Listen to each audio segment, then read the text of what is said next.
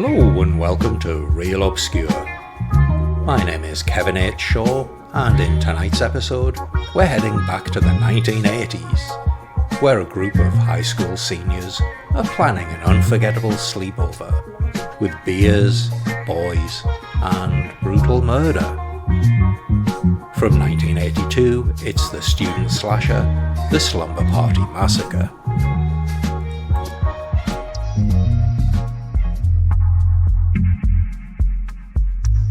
The Slumber Party Massacre was produced, directed and co-written by Amy Holden Jones. She began her career as an editor, having worked with Martin Scorsese on Taxi Driver and later for Roger Corman, but wanted to move into directing. As she had no writing experience at the time, she was given her choice from a number of optioned scripts to develop into a movie. She eventually settled upon a script for a slasher movie entitled Don't Open the Door. This script had been penned by feminist author and activist Rita Mae Brown in something of a departure from her usual works. It was originally written as a parody of the slasher genre, with a more satirical and smart approach to the script, and intended to offer a commentary on the misogyny often found in such movies. Jones was hooked by the script's prologue and recruited her husband, Michael Chapman, who'd worked as a cinematographer for Scorsese, and her sound recordist neighbour to film this trial run over the course of a weekend, using her home as the film's one location. Using some short ends left over from a previous project and a cast made up from members of the UCLA theatre department, she filmed the script's first 8 minutes, which created a showcase to demonstrate she could handle the movie's suspense, dialogue, and action sequences. Corman was impressed, as she delivered the showreel on a budget of under $2,000, and so commissioned Jones to direct the project. However, as this was a New World Pictures production, she was only given a budget of around $200,000. Realising that the original script as it was would require a much larger budget to fully realise, she rewrote much of it with a view to keeping costs down. Now, while some comedy is still present in the final movie, Brown was unhappy that Corman and Jones had toned down the satirical elements to instead make a straighter, more serious slasher movie without her permission, especially as she also appears in the movie's credits as its sole screenwriter. So, what's it all about?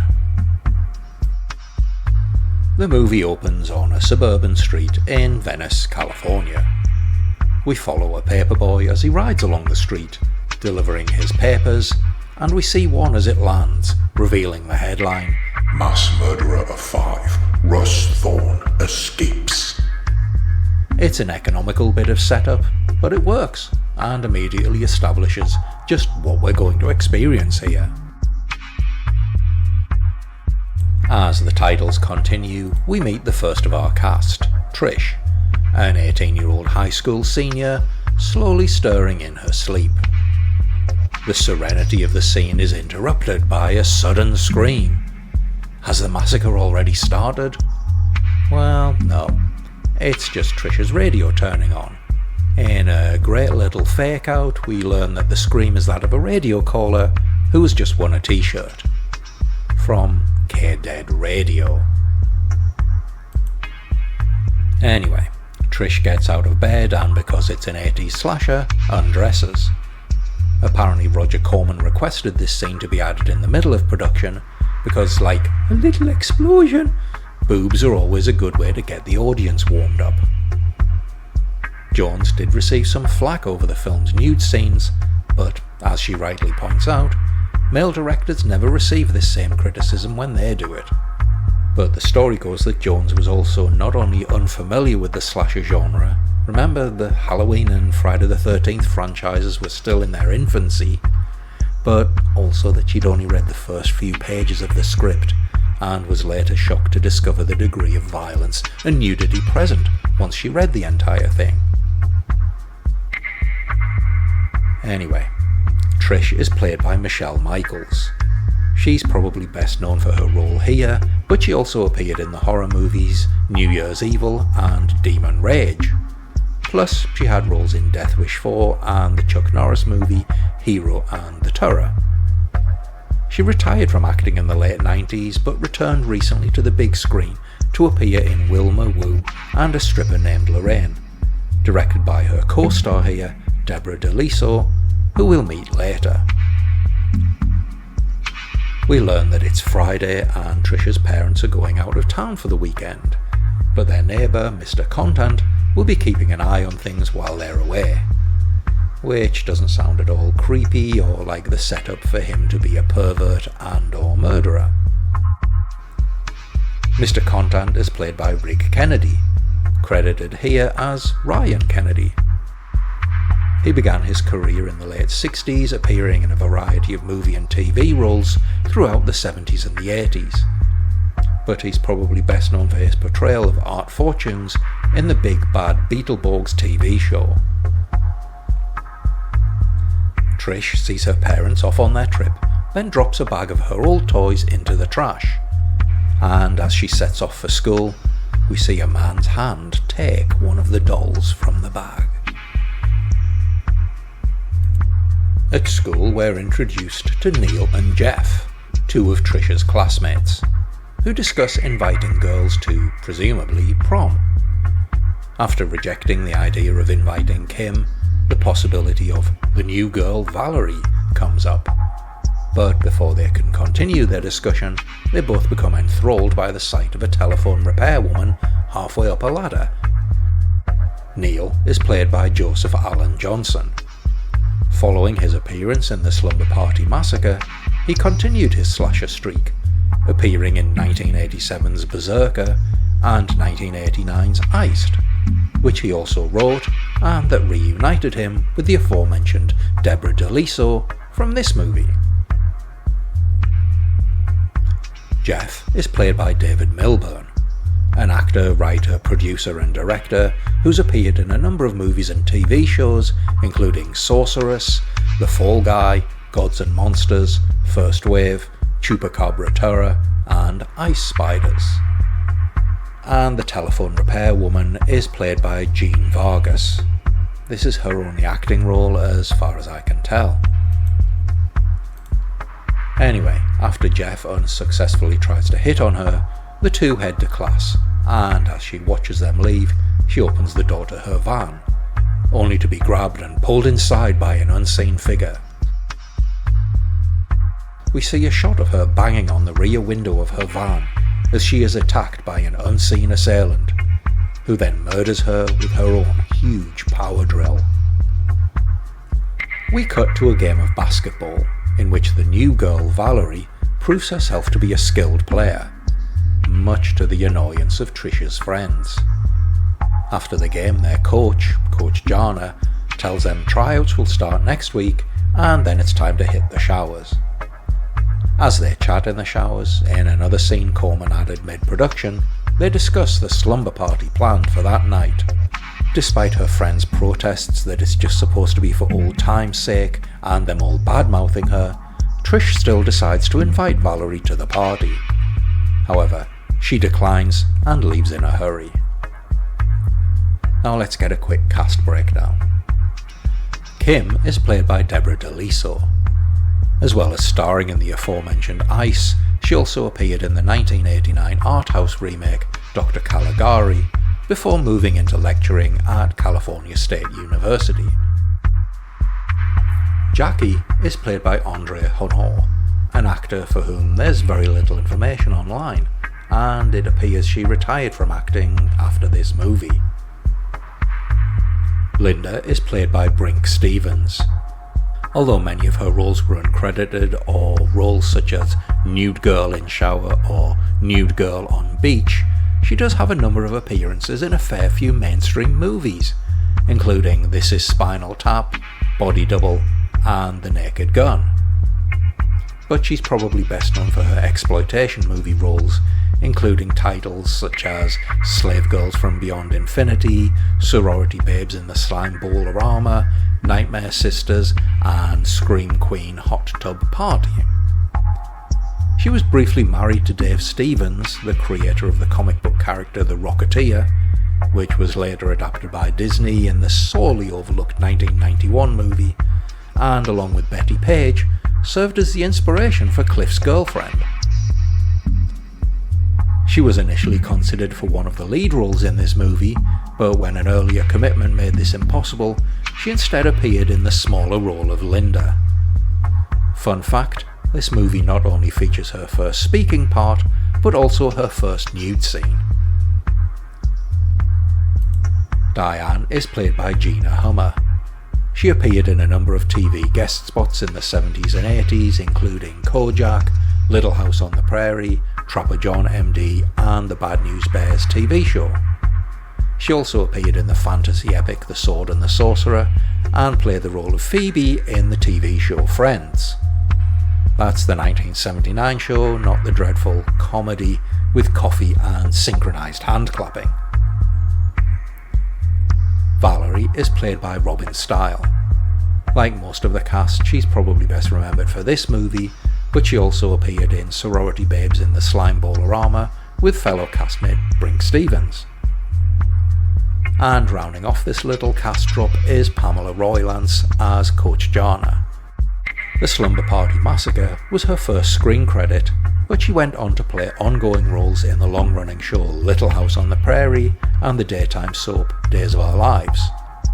Plus, she had guest spots in TV shows including The Father Dowling Mysteries, Murder, She Wrote, and Mad Men. Meeting up with Jeff and Neil, the four girls cross the school courtyard, observed by an unknown viewer in the wing mirror of the telephone van. But when Linda realises she's left one of her books in her locker and heads back into the building, she finds that she's not only locked inside, but also that she's not alone. Later, with the sleepover underway, the boys decide it would be fun to prank the girls with a few baby scares as a way to worm their way inside. But when those scares become too real, Trish and her friends will find their slumber party becoming a massacre. Yeah, sorry, that was bad. Anyway, I think it's a good time now to head over into the spoiler zone. So, as you'd expect, Russ Thorne finds his way to Trish's house, and as the movie progresses, well, he gets to put his ridiculously large, powerful tool to use by literally screwing his victims to death. And yes, it's a very deliberate decision to include this Freudian imagery. But that's not to say the movie turns into an out-and-out rampage. Yes, the body count rises as the movie progresses, but it also does a great job of delivering a few fake-outs, courtesy of Mr. Contant plus Jeff and Neil hanging around outside the house. And again, there's a bit of humour in here, such as Mr. Contant's nocturnal slug patrol. Now on the subject of Russ Thorne, he's played by Michael Villela. This was, like many of the cast, probably the movie he's best known for, but he did also appear in the erotic dramas Wild Orchid and Wild Orchid 2 Electric Boogaloo. Interestingly, he also appeared in Love Letters, the movie Amy Holden Jones made following the release of the Slumber Party Massacre. Now, one thing I like about this movie is the way it ends up with actually 3 separate protagonists, and jumps between their actions as the movie progresses. It's a nice touch because it makes you feel like not one of them is actually safe. I mean, it's always been obvious in Halloween, as great as it is, that Laurie is the final girl. Here, well, not so much. And as I mentioned, there's also some humour, and it's one of those movies where it does actually work. It's fairly grim and dark for sure, but it will raise a chuckle. And again, I'm not going to spoil the jokes for you. Now, despite mixed reviews on release, the movie proved to be a hit, generating over $3 million at the box office on its initial release, and spawning 2 sequels plus 2 entire new franchises in the form of the Sorority House Massacre and the Cheerleader Massacre trilogies. It also launched Amy Holden Jones' career as a writer and director, with her following this movie up with such hits as Mystic Pizza, Indecent Proposal, Beethoven and The Relic. Which is ironic because before this movie went into production, she was considering taking yet another editing job on a little movie called E.T. Jones's direction and production is very smart. The movie is set essentially in just 3 main locations, 2 houses and a school, which she herself scouted in pre-production and chose because of their proximity to each other. Yet the movie never feels claustrophobic or constrained, a credit to Jones's shooting, and you probably wouldn't even have noticed the limited locations until I just mentioned it there. Sorry. She also pulls off some great jump scares and manages to keep the audience on their toes throughout. I have to admit I don't recall a great deal about her other horror movie, The Relic, but it's a shame she didn't do more in the genre, as she's really got an eye for it. Now, the Slumber Party Massacre is definitely one of those movies that falls into the fun horror category. It's not particularly scary, although Jones does manage to pull off a few jump scares, and despite the antagonist wielding a power drill with a 2-foot-long bit, the gore is actually fairly tame, at least by today's standards. It's not massively gratuitous. Jones made a point of having the more explicit violence being directed toward the male characters, but is present enough to be effective. The cast do a decent job with what they're given, but as you'd expect in a slasher, some of the characters aren't as well fleshed out as others, though you will find yourself rooting for the survivors as the massacre continues. And despite the lack of character development, the movie is only 75 minutes long, the actual plotting is fairly solid.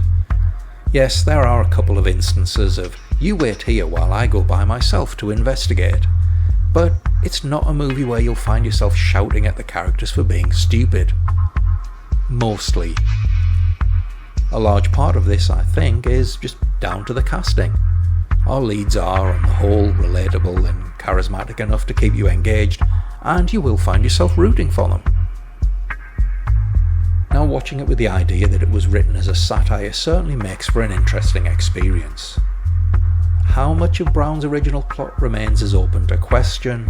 The ending, for example, was changed mid-production, but I do feel it has a place in the canon of the final girls trope, as the ending, regardless of its origin, has a wonderful moment of table turning, and sees, well, you'll just have to watch it for yourself. Now, don't get me wrong, this is not high art. It's a competently made but cheap exploitation movie with boobs, a few jokes, and some gore. But don't dismiss it as just a Halloween rip-off, as some critics did at the time. It's an economic, engaging slasher that might not reinvent the genre, but certainly expands upon it, and for that alone, it's worth a watch. But remember, if you do watch it, just be sure to lock that damn garage door.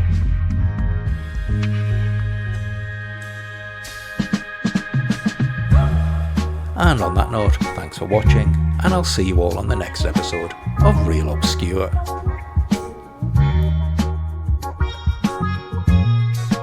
This episode of Real Obscure was written, produced, and subjected to an intense discussion of its feminist viewpoint by me, Kevin H. Shaw. If you enjoyed this episode, then please be sure to like and share it. To avoid missing any future videos, please subscribe and remember to turn notifications on. To avoid missing any future videos, please subscribe and remember to turn notifications on. You can help support Real Obscure financially by using the thanks option below the video or by visiting our Ko-fi page. Your feedback is always welcome, so please comment below to let me know what you thought of this video, and you can follow me on Blue Sky, where you'll find me with the handle @RealObscurePod. The Slumber Party Massacre is copyright 1982. All content here is used for educational and commentary purposes under Section 107 of the Copyright Act, Fair Use, and remains the property of the respective copyright holders. Presented here for the purposes of critique, commentary, and discussion. No copyright infringement is intended. So please don't sue me or add a shower scene that wasn't in the script when I signed up to do this podcast.